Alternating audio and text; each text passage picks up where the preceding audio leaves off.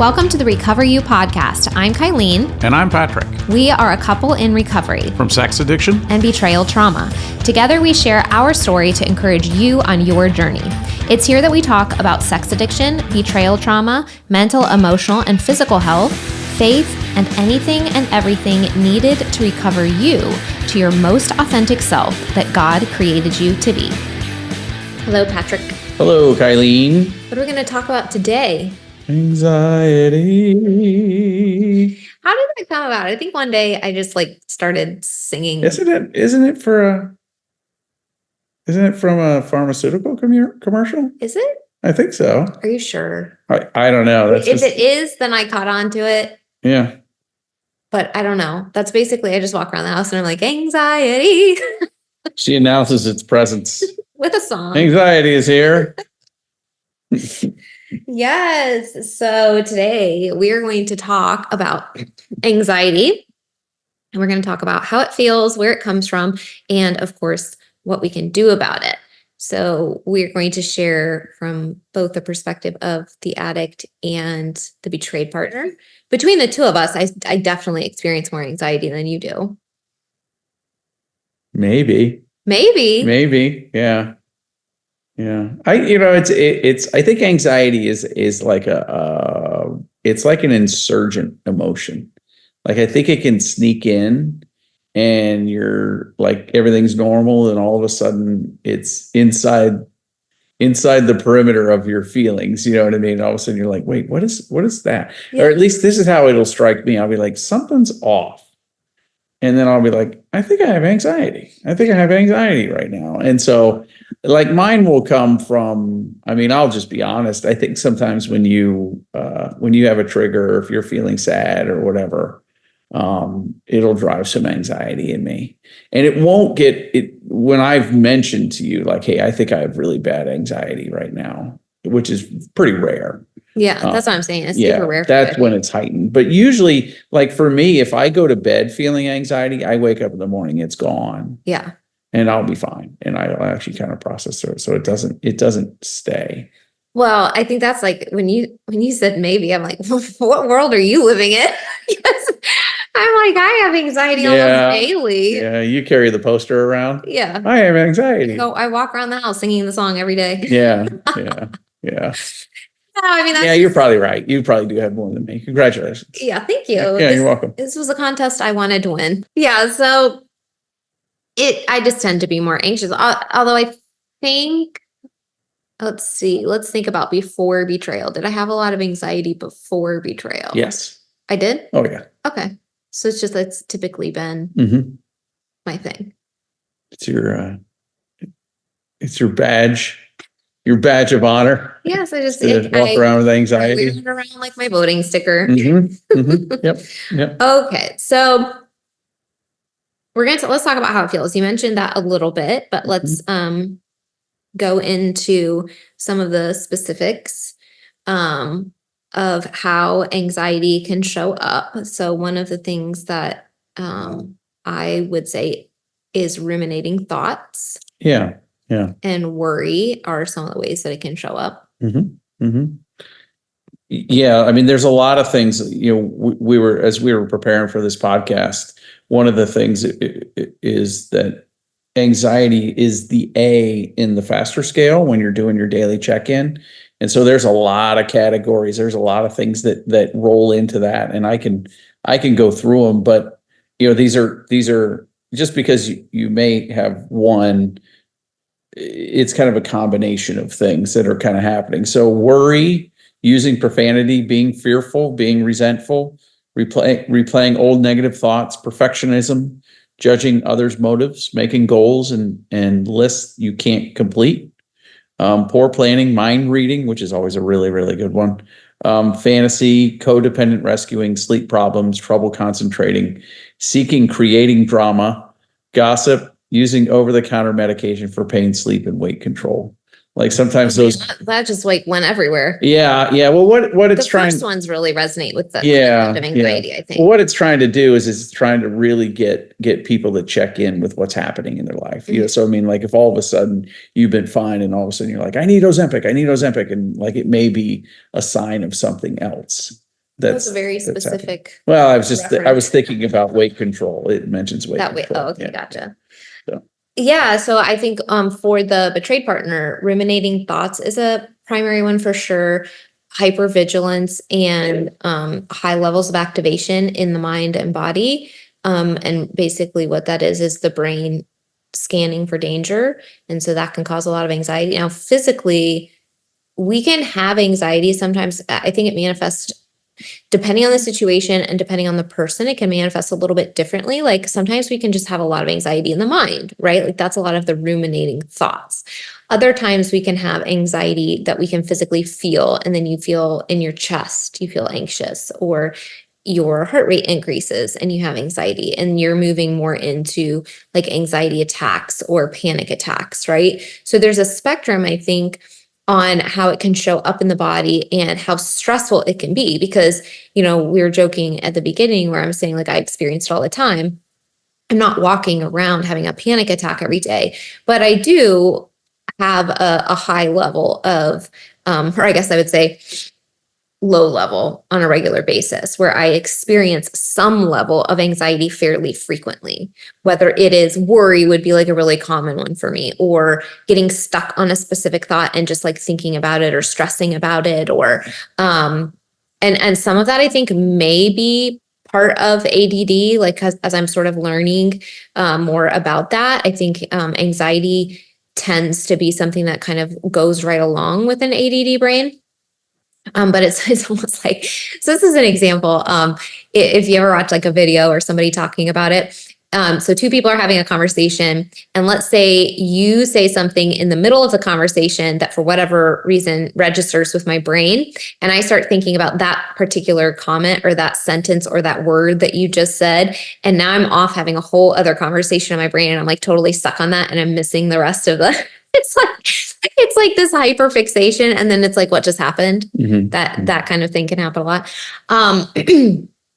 So I think brains can certainly work differently in that, right? So some people may only, like, I think you would be somebody that really only experiences anxiety if it's like there's a specific reason the anxiety comes up, you kind of work through it and then it goes away, but you don't generally live in a state of anxiety. No, I really don't. Yeah. I think that's fair. I think there's been times in my life when it's been higher than others that will last for a couple days in a very low grade way. Decisions, whatever, things like that. But yeah, I generally don't carry around anxiety. Mm-hmm. And I think that after betrayal, the betrayed partner there's almost no way that they're not going to experience anxiety on some level, because it's the brain sort of, again, scanning for danger and looking for safety and trying to make sense of things. And one of the things that, and we're going to move into, where does anxiety come from? And this is a good little segue for that, I think, is that one of the things that is very anxiety inducing is when we don't know like what our next steps are, like what the future looks like. And so when you go through an experience where you thought you knew what your relationship dynamic was, you knew what your fidelity agreements were, you trusted that the life you were living was reality. And then all of a sudden, like literally the next day, you wake up and you're like, but they were breaking the agreements and that wasn't my reality. And I was being lied to. And, that is the loss of the foundation in the sense of reality is extremely anxiety inducing. Yeah. So when we talk about where anxiety comes from, one of the most common things that comes from is a lack of safety. Like if there's actual lack of safety in your environment, just like last week, we talked about how anger is a natural response as a defense mechanism to things that are like wrongs that are being done, injustices that are happening, boundaries that are being stepped over. That's a natural response. Anxiety is a natural response to lack of safety.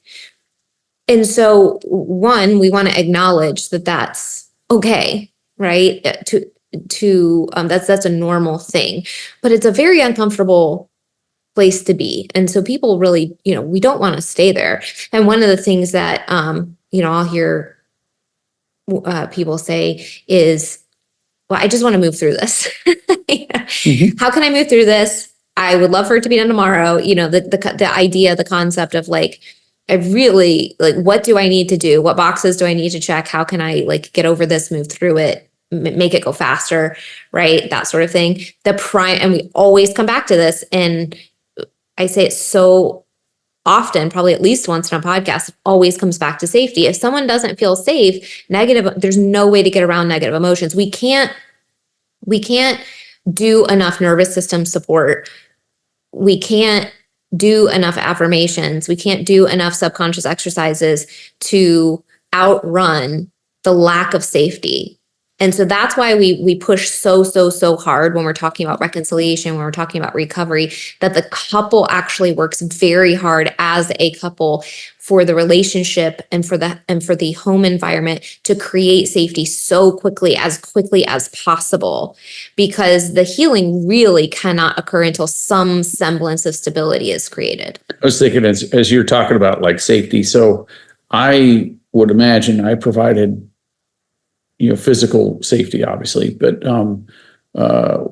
because of my actions post discovery and the work I was doing, I provided some semblance of safety, but a lack of clarity of direction can really be an unsafe situation too. Because like you were saying, like you're in this marriage and you're like, everything's fine. And then you're like, are we going to make it or are we not going to make it? There's that lack of clarity. And that, that can show up on the addicted side too. I do remember kind of thinking that too, like, well, so I had to create my own clarity. So my own clarity was, I'm going to work the program. I'm going to control the things I can control. Right. And so that was, I'm going to be, and I think that's why, like, when I was doing things like writing notes, I could write a note. I couldn't control whether you would receive it well or not, but I could write a note. I could go to Keegan's events. I could, there was all those things. So like I tried the best to create that lack of clarity and tried not to think about like, what was the status of the relationship and things like that at that point, because that would have been too unsettling to kind of think through, because you don't know. Mm-hmm. You don't really know. And I think what's interesting on that is maybe the betrayed doesn't have that same, you could argue, luxury, because like I knew very well what I was going to do. You didn't. Right. I had to wait and see. Right. Mm-hmm. Right. So that really is that especially early on, or especially as you're navigating through those months that are fairly new, like, I would say by like the end of year 1, you felt better. By the end of year 2, you felt even better. And year 3 and subsequent, like, you're like, oh, he's got this, but it's hard to establish that clarity mm-hmm. on direction, which can lead to a real large sense of anxiety for the betrayed. Yeah, for sure. I think too, just bringing in the neurodivergence aspect to it, there are addict partners who might have some ADD or some other factor there that may bring in a stronger tendency to think a certain way or feel a certain way or experience some of those emotions. And so I do think that is something just to sort of be aware of, right? I think if you just took a totally zoomed out approach and looked at addicted versus betrayed, I would say anxiety would be much higher in the betrayed community because of the situation. But I also think there are probably a lot of addicts that as they are navigating recovery, some of the emotions that they've essentially suppressed through their behavior now coming to the surface can feel extremely overwhelming and lend itself to anxiety. And then they're also trying to, manage their partner's triggers and, show up. And so that can feel very overwhelming for them too. Now it's not, right, wrong, making excuses or anything. It's just part of the process. But I think that that's just something to sort of be aware of. It definitely can come on both sides, but generally speaking, I think there's no way that you're going to be a betrayed partner and not experience some level of anxiety, activation, hypervigilance, that sort of thing. Now, I have seen, there's an extreme extreme range with this emotion. Most partners are going to be looking, asking questions, activated on some level. And then I have also seen a few times where the anxiety is just, I mean, extreme is the only word I can see. Crippling. It's crippling, where it's just the activation level of their nervous system is so incredibly high that if I sit across from them, on the screen on Zoom or whatever, that it's almost like they're vibrating. And I've seen that, and it's just and I think what that is when somebody is in an extreme sense of shock and trauma, and it's just completely taken over and overwhelmed their system. And that doesn't happen as frequently as some of the milder versions. But I do definitely see that, absolutely see that happening too. And it's just, it can get really, really intense. More common, I'll see people that have a lot of ruminating thoughts, a lot of worry, a lot of fears, a lot of insecurity. They're just thinking, our brains, as they're seeking safety, tend to seek out every possible scenario. And it's a really interesting thing with this particular process, because it's like, I mean, it is true with anything, but with this particular process, it's like you really cannot know, because so much of the future does depend on what your partner is going to do. And so time plays such a crucial role in that. And so your brain is just like, well, what about this? And what about this? And what happens if I say this? What happens if I don't say this? What happens if they feel that? A lot of the questions actually will focus on the partner, in the brain will focus on the partner. Like, well, what if he has anxiety? Well, what if he's stressed out? Does that mean that he's going to go do something? Like, you make the joke of like, am I going to get stressed and then run into the woods and, right. Yeah. And relapse. Yeah. Fall at the moon. You just don't know. Right. And so both people are really trying to figure out what they're capable of. And you actually made a comment earlier that I think would be good to sort of bring into this episode. And that is like the power of belief. And we've sprinkled that throughout Recover You. But I think some of the success of recovery, I do think depends on how much you believe is possible. So if an addict believes that freedom is possible, then he will inherently have more confidence that he's capable of achieving it. And I think that is very, very, very important. Versus if somebody doesn't believe that it's possible, we will subconsciously live into that belief whether we want to or not. And that's very unfortunate. But that's important to understand about the mind and about the brain and the nervous system, because if you truly believe that something is possible, then it instills a level of confidence. And that's important, because when we're talking about anxiety, if you have two people that are just totally unsure about what they're capable of, if recovery is possible, what just happened in their lives, what's happening today, like there's just no certainty and no stability at all. It's a breeding ground for massive amounts of anxiety and like high levels of triggers and triggering each other and just like bombs exploding everywhere. Yeah. It really is I was thinking as you were talking, I was like, there's a reason why it's on the faster scale, because it's what you experience on your descent to relapse, right? And there's been a lot of discussion, or I've heard people say that like the betrayed would benefit from using the faster scale too, because it would allow them to connect into their emotions and then subsequently seek help. Because sometimes I think you're really, really good at like saying, you sing the song anxiety, like it. Some people don't know it. They don't know what they're experiencing. They don't know, is it bad? Is it good? Is it indigestion? Like what is it? You know what I mean? And sometimes I think, what is it? Gut health can drive some anxiety or things you eat. You just literally said that about like not knowing if you have it or whatever. And I remember, so interesting. I was talking to my mom, I think it was about a year ago. Do you remember that? And she's not someone that really typically experiences anxiety. Mm-hmm. And she was talking to me and she was talking about this pressure in her chest and kind of like what was going on in her life. And I was like, Mom, that's anxiety.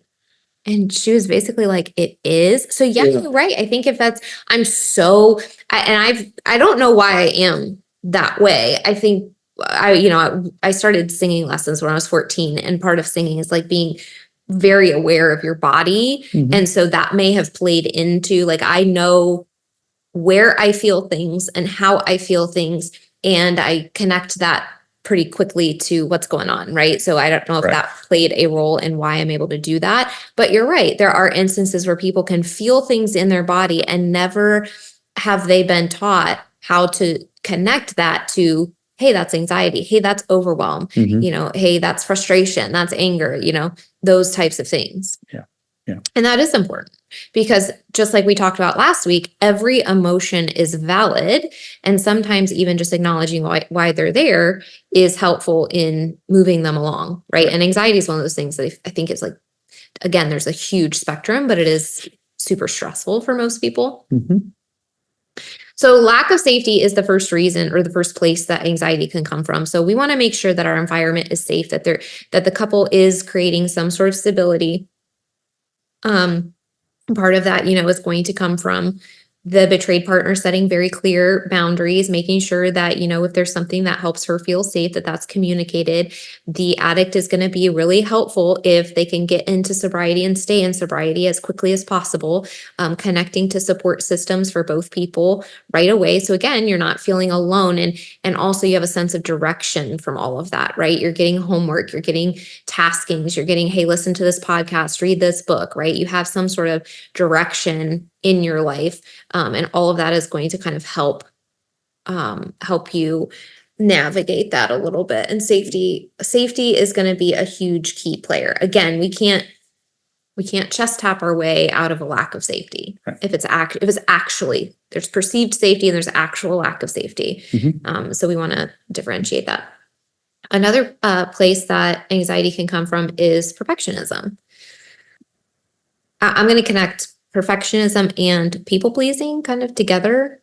Those are two things that can really, it's like, I can't be wrong. I can't say the wrong thing. I can't do something that offends somebody. I can't, conversely, like, I have to do the right thing all the time. I have to do it exactly right. I have to make sure that everybody's happy. I have to manage the situation, right? Those are very worrisome, stress inducing thoughts, right? And I just the other day, not that it happens a lot at all, but, I think it's a fairly common thing that sometimes people that struggle with anxiety will remember mistakes that they made and then ruminate on the mistakes. Mhm. And it's because it brings up a sense of guilt that you didn't do something perfectly, or that you did something that someone interpreted wrong, or that maybe you accidentally did something that hurt somebody's feelings, or whatever it is, right? And that can be a really difficult thing. So perfectionism can absolutely lead to anxiety. And I think one of the ways to sort of push against that is always to remind yourself, and have other people remind you as well, that the level of compassion, empathy, and grace that you extend to other people, like, you think, okay, so if my friend did that exact same thing to me, would I still be thinking about it 5 years later? No, of course not. You moved on, you forgave them, or you said it wasn't even a big deal to me. Like, you're worried about it more than I am. It's okay, right? That level of grace is the same grace and compassion and empathy that you should be extending to yourself. Yeah. Right. It's the counter. The perfectionism comes from a performance-based mentality in a lot of ways versus a your value is in yourself. And so I think, like, you're like, whatever, I messed up, I'll learn from it, I'll move on, versus, But I am a good person. I am enough. Right. Is that what you mean? Mhm.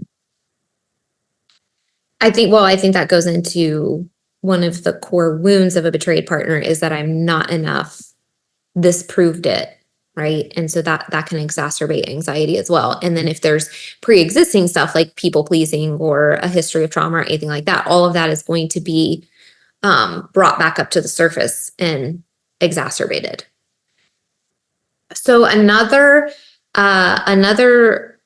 way that anxiety can show up is if we have lack of purpose or direction. So we just kind of talked about that a minute ago, but as you're going through disclosure and discovery and getting into sobriety and getting into recovery and connecting to therapists and connecting to groups, and there's a lot of action taken within the first 6 months or so, as long as as long as you have the basic information of like who to connect to, right? There's a lot of, once the ball starts rolling here, within that first 6 month period, there's a lot of action taken.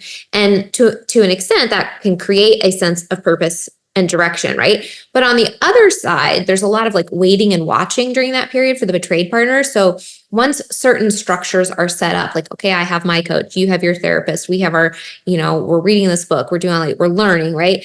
But the level of distress matched with the amount of time that it takes to actually feel secure and safe can be somewhat distressing, right? So my life has just been upended. Okay, great, you're in therapy, but I can't just see you go to therapy one time. I have to actually see you go to therapy every week for several months, right? And so I think and show up differently. Right. And yeah, exactly. And okay, great, you've been to therapy for a month, but I haven't seen any change, or I'm still looking for the change, right? So purpose and direction, I think, comes from vision and planning, but also going back to safety. So when you have seen, okay, he's going to therapy, he's making the changes. Okay, now I'm going to therapy. Oh, I'm having some more awareness. Okay, now I'm feeling a little more secure. Okay, now he's not relapsing. Okay, now he's communicating his emotions to me. Okay, now our personal communication is getting better. It's getting deeper. We're both, growing and learning. And so there's change that can really help. But if we don't know where to go, if we don't know who to talk to, if we don't know if he's going to relapse tomorrow, if he's going to therapy, but we're not talking, if he doesn't know it's in my head, if I don't know it's in your head, then all of that can be massively anxiety inducing, right? Because then if I don't know what you're thinking, if I don't know what you're feeling, if I don't know where you're at in the recovery journey, then I'm making up stories in my head. And as a betrayed partner, there are probably always going to be worst case scenarios, right? Yeah, It's think going to be the fear, right? Because I don't have the information. I've seen this in you where we always had a direction that we were moving in as far as the recovery side of things. So after the full, all the activity that runs towards full therapeutic disclosure, right? And I remember, there was this sense, I think we both had this, that after that happened, we'd be like, all right. Freedom. But we didn't. We actually, after that process was done, we felt a little off. And I think, for you, maybe I felt off. For you, it was probably anxiety. But the whole point was because we had a direction. Mm-hmm. We moved to it. We got through it. We felt good about getting through it. And then what? Then what? Yeah, right. So I think there's been moments in our recovery as a couple where we've achieved some really, really great things, the reestablishment of physical intimacy and all of these things. And then afterwards, it's kind of like, okay, what's next? And so I think that's what I'll see in you is you'll be like, hey, have you thought about this? Or you'll be like, hey, I need you to take more of a lead on this. And that'll come from, I think, sometimes it's because the structured process or the goal has been achieved. And now what's the next one? What are we moving I think forward? What you're saying is basically if there is no vision, if there is no next step, then we can flounder around and that can cause anxiety because it's like, okay, well, where are we headed? What are we doing? What's the unified purpose? Are we moving towards a mutual goal right now? Or are we just sort of, navigating life randomly? And I think after betrayal, navigating life randomly can feel kind of scary. Which is interesting because pre-betrayal, it's probably like, okay, we're hanging out. Yeah. Right. Yeah. Yeah. I do think since everything has happened, it's like, okay, what's our next goalpost? What are we working towards? What can I focus on? Yeah. If something you should be doing. So let's talk about that maybe from the addict perspective. Yeah, there's if just using the FASTER scale again, on top of the F of FASTER scale is recovery work, right? Recovery, you're committed, you're doing your work, you're doing, all the things that keep you in an open and honest fashion. If all of a sudden you start to retreat from those things, you say, well, I generally journal 7 days a week. I'm not going to journal now. My wife's out of town. I'm just going to maybe have a few more drinks at night and sleep in the morning or whatever, I'm just using an example there.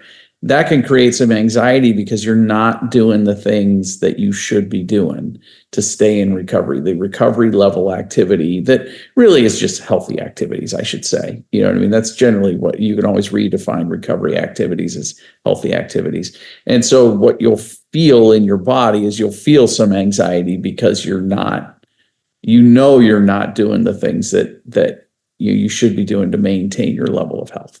Mm-hmm. I think that could also be like avoiding something you should be doing.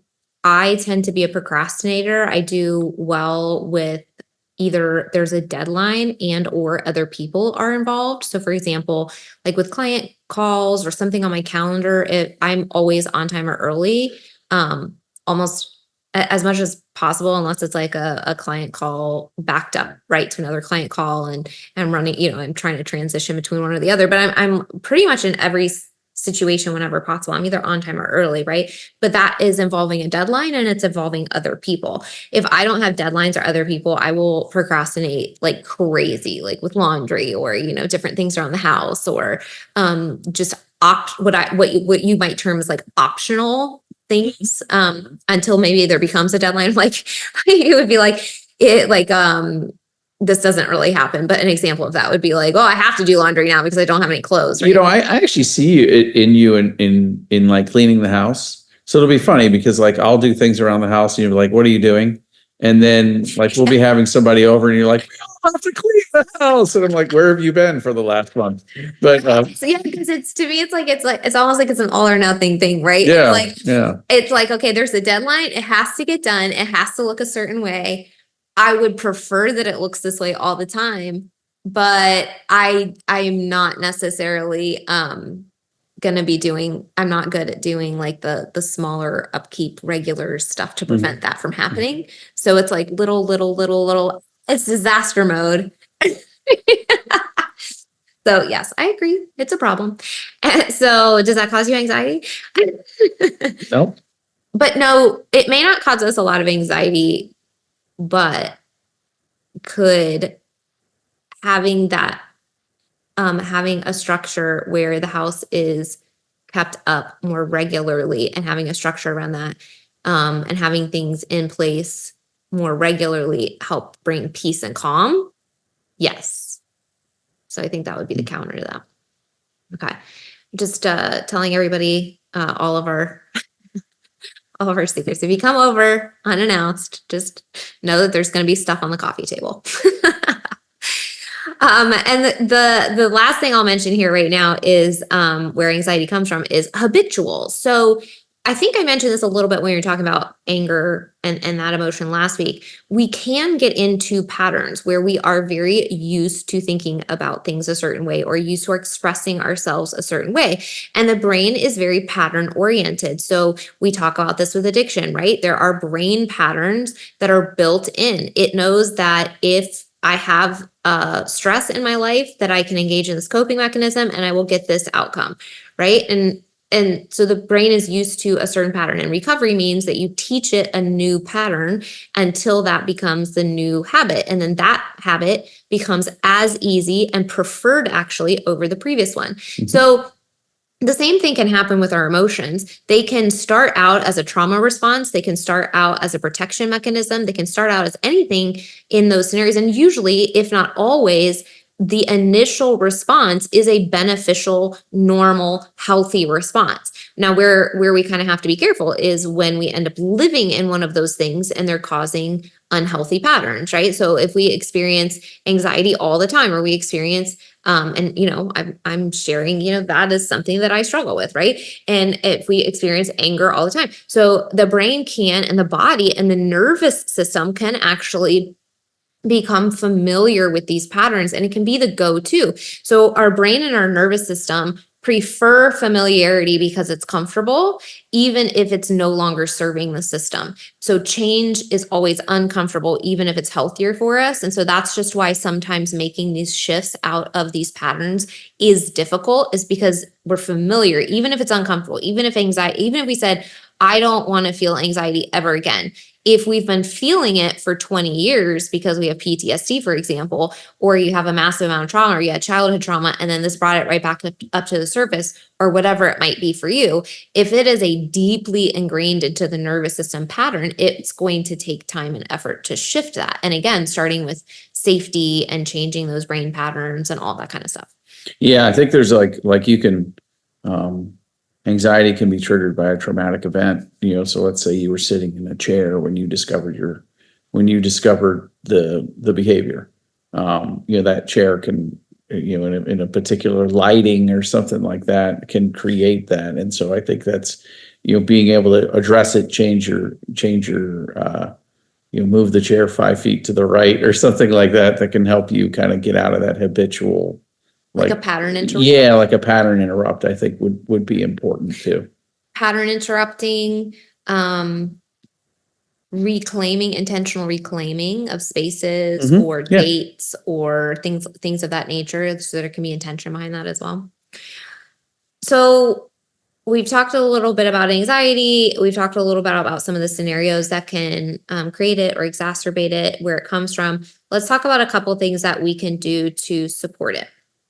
So one of the things that we can do, obviously, if lack of safety is one of the reasons that it shows up, is make sure that we're really prioritizing that we create safety. And one of the ways that a betrayed partner does that is making sure that we're really, really comfortable with our boundaries. So if we need boundaries in the relationship, if we need boundaries around sexuality, if we need boundaries around communication, and again, those are going to shift over time. We talked in several different episodes around that. As recovery is established, a lot of those shift, but at every point in recovery, what are the boundaries that you need to feel safe so that you can constantly reassess your environment and your needs in that area? And I think part of that is going to come into part of your recovery process is trusting yourself and your instincts as well.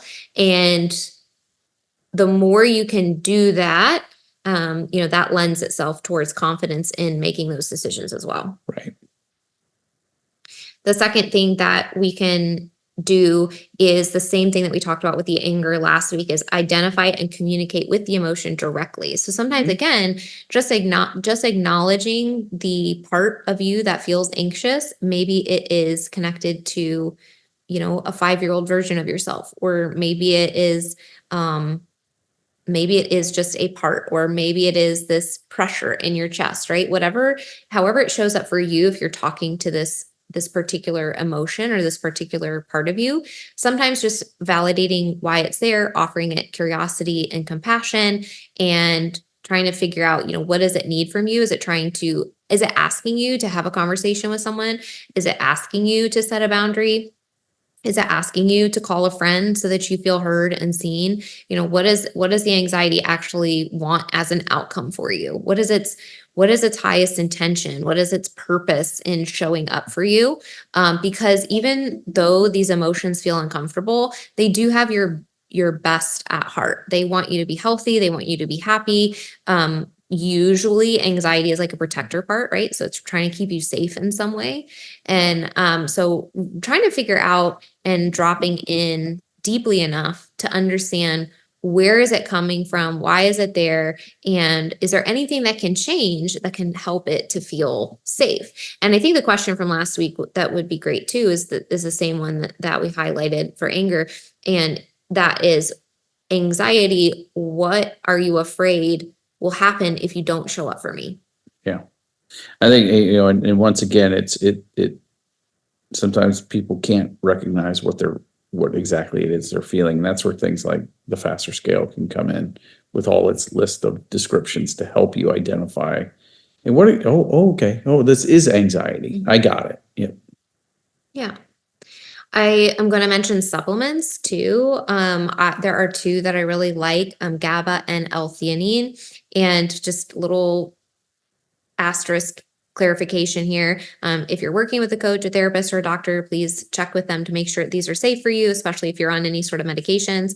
But L-theanine and GABA are amino acids, which are the building blocks of protein. And GABA is very calming, and L-theanine is also very calming. You'll see L-theanine in like certain, fancy coffee bean grounds and stuff like that, because L-theanine will actually like counteract any jitters that you might get from caffeine.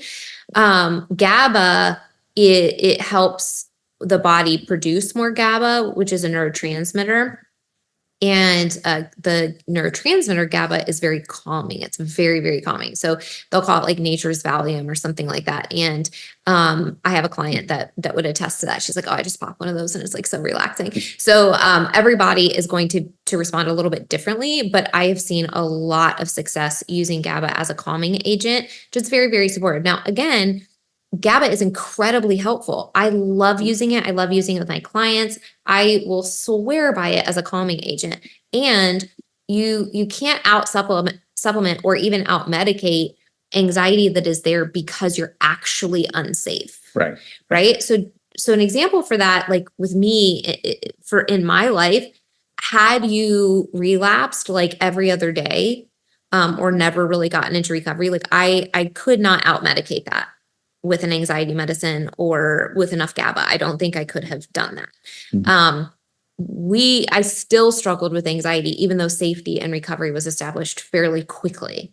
So I just want to remind you that while I think supplements are incredibly helpful, very powerful tool and can be super, super supportive, we always want to take the holistic approach of making sure that your needs are being met, your boundaries are being respected, that safety is provided in the relationship. And then we want to support the nervous system. We want to support, the trauma processing. We want to use the supplements. All of these are just tools in the toolbox, but they're a piece of the bigger picture. So definitely love those. I also mentioned medication.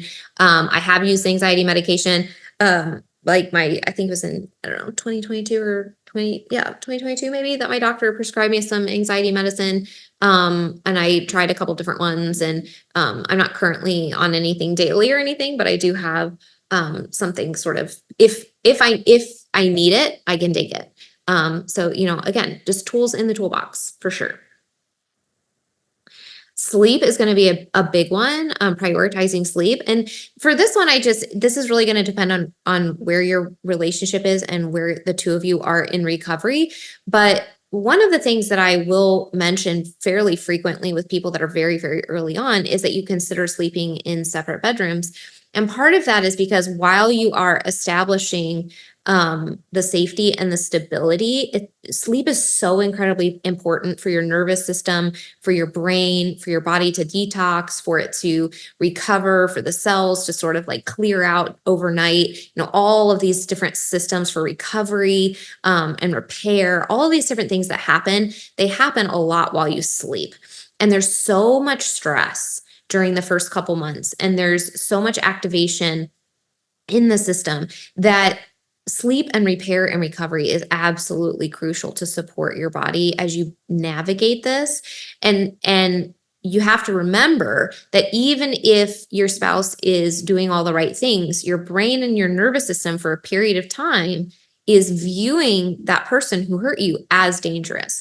So there's only, you can only relax to a certain level around something that your brain perceives as potentially hurtful to you. Mm-hmm. And so it's just, it's just a consideration. It's not a prescriptive measure by any means, but if you find yourself struggling a lot with anxiety, or if you find yourself having difficulty sleeping, that's just something that I would consider is to for a period of time, sleep in different rooms, because, sleep also impacts our moods, right? And our cognitive ability. So if you've ever missed like a night of sleep, or you've gotten really bad sleep, and then the next day you're more fatigued, or you're struggling kind of focusing, one bad night of sleep impacts you in a pretty significant way.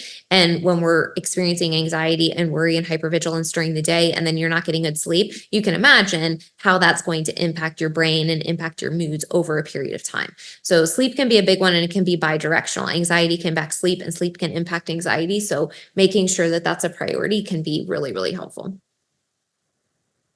And then the last thing that I'm going to say in terms of, actually, I'm going to say two things. One thing would be somatic support. So again, I mentioned chest tapping last week.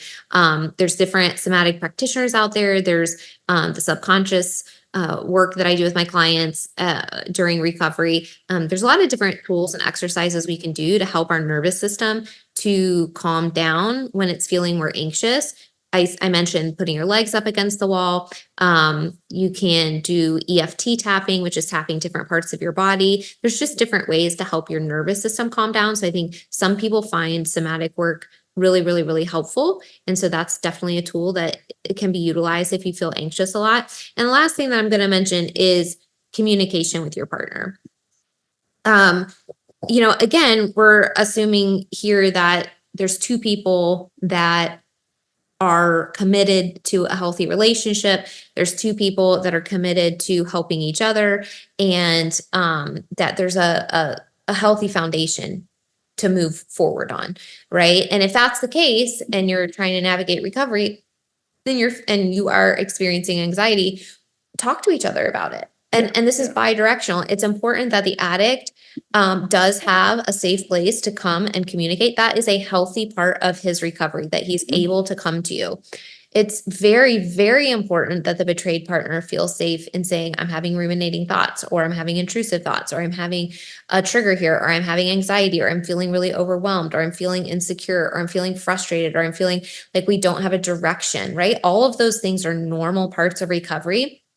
And I see a lot that couples, and there's a variety of reasons for this, but there are just a lot of times that they fall into a pattern of mind reading or expecting their partner to mind read. Right. And the only way we can get around that is to actually say it out loud.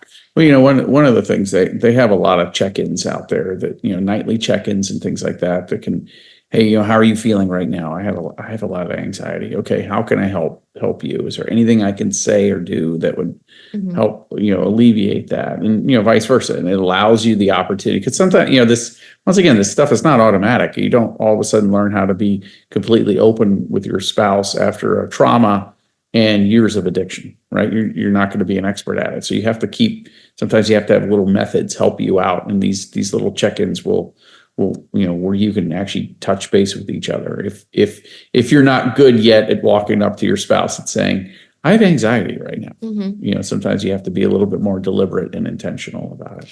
And I know there's a couples recovery process that actually encourages couples to have all of their maybe not all of them, but have their conversations with each other, like knee to knee, and maybe even holding hands. It's like, basically some part of you is like, you're really close to each other. You're looking at each other's faces and eyes, and you're touching, knee to knee or hand to hand or whatever.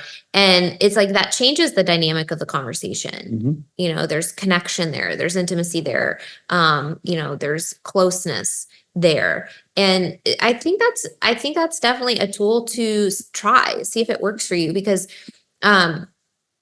we've mentioned some of the disconnects in different areas that we've talked about when we talk about sexuality and reestablishing intimacy and stuff like that.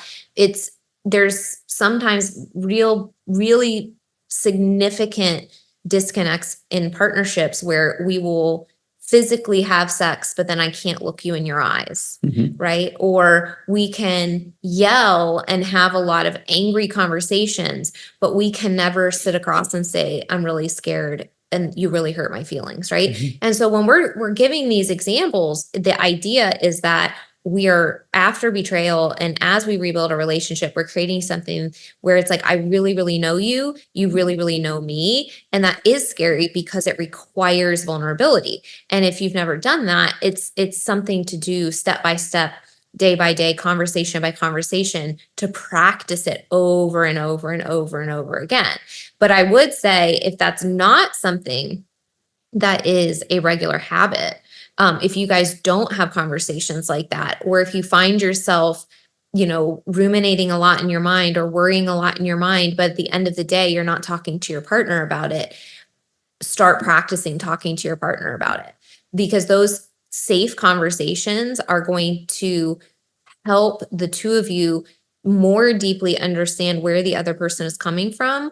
And it's going to give direction of how the two of you can create safety in the relationship moving forward. So I just find that, and I know we've been talking about communication on and off, probably the whole past 2 years of the podcast in different scenarios, but I think that's important because it tends to be an area that a lot of couples struggle with. That I feel a certain way, but I'm not going to say it out loud, or I'm afraid to be this vulnerable to my partner. And I really think that those are two of the biggest keys to reconciliation and recovery, is creating safety and really getting good at communication. Right. Anything else around anxiety, Patrick? Should we sing the anxieties song? No, I think it's a natural thing. It's going to happen. And some of you have never labeled it and never been able to do that. And so you're going to experience life's events are going to have you experience anxiety. So if you feel like you've never have before, I would say you're probably wrong. You just haven't recognized it. So, but yeah, it's important to kind of speak to the emotion and lean into the emotion and be able to talk it out with people. So today we talked about how anxiety feels, where it comes from, and of course, what we can do about it. We hope that this episode was helpful, and we will see you next week. Woohoo! If you're listening to this, it means you've made it through an entire episode. Part of recovery is spending time engaging in healing and self-growth activities. We are thankful that you chose our podcast to be one of those activities today. Make sure you reward yourself for that accomplishment. If you've enjoyed this episode or this podcast, we would love to hear from you. Please take just a few moments to leave a rating and review, letting us know your experience with Recover You. We not only love hearing how these episodes are helpful, but ratings and reviews help others just like you who are searching for recovery information and support find the podcast too. We can't wait to hear from you. See you next week.